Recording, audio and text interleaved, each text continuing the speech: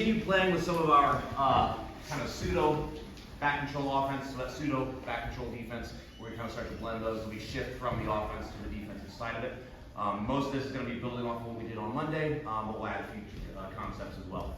So I still want the top player to be starting inside control, and I still want you to have beaten the inside arm. This is going to be very, very common in scoring, competition situations where they are really, really trying to avoid pins. Because if he gets shoulders and hips to the mat, of course that gives me points, and for those of you who are MMA fighters, it means I can start going to work with my elbows, etc.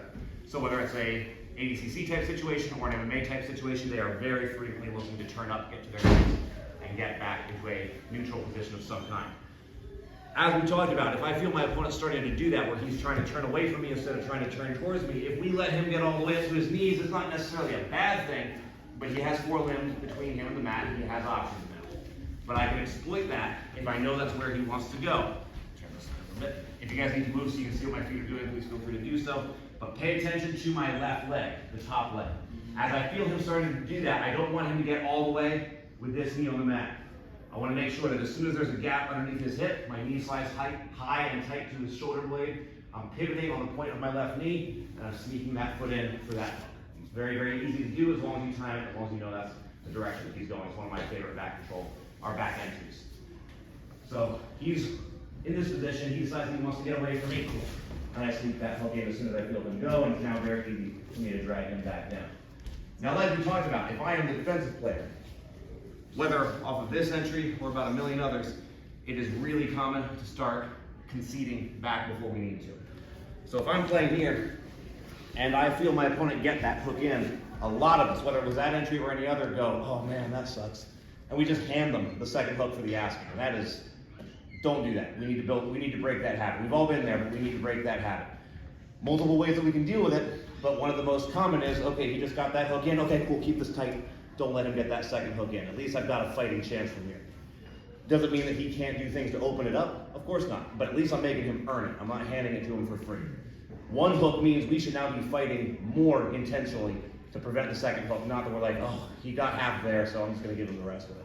No, he got one hook. Don't let him get that second hook in. And in this type of a situation, because he only has one hook, I can start taking some chances with my second hand. Now, I can't get careless with it. He could certainly still choke me without a second hook in.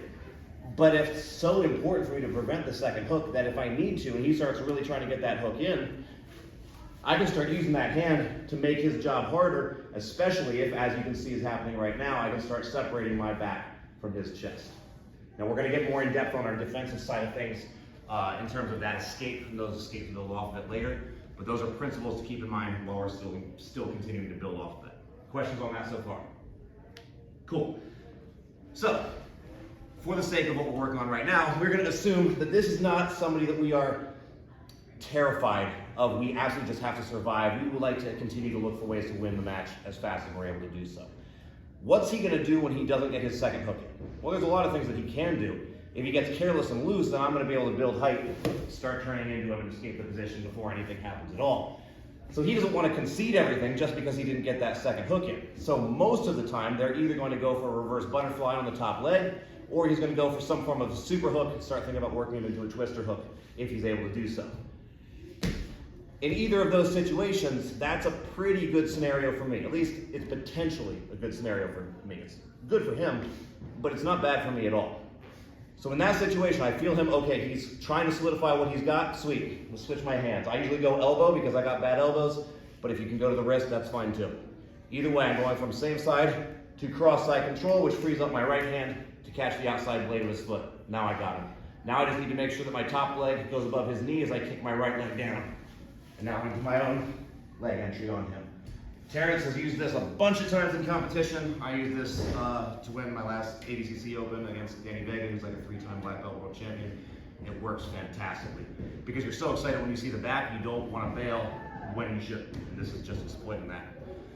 Because the fact is, we get to this point here, when I get to this point, he should have bailed. Too late. Now you don't get to bail anymore. But nobody wants to bail when you're in that good of a position. You can make them pay for that. So from the beginning, my opponent is able to exploit me, try not to give up a position. Don't live and get that second hook in. Cool, once we get to here, and I will say this, guys, there are times if I'm playing aggressive, that I will go 0 hands defending my neck. Now, that's careless, or that's at least risky, but the fact is, if I'm playing here and he starts going for my neck, there's a very solid chance that I'll be able to create my angle before he can lock.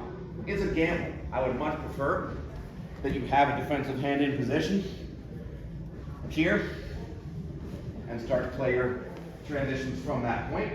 But if you're in a spot and you want to take a gamble, that's not a bad way to do it. Now, from our offensive standpoint, guys, remember, for this version, I want you to get to the inside hip. Because we're playing DOA. That means 2 legs outside of my opponent's 1 leg. Which means if he turns me to my outside hip, I now have my entire back exposed to him and he can take my back all over again, which is why this is one of the riskier leg attack positions if you get to the outside hip.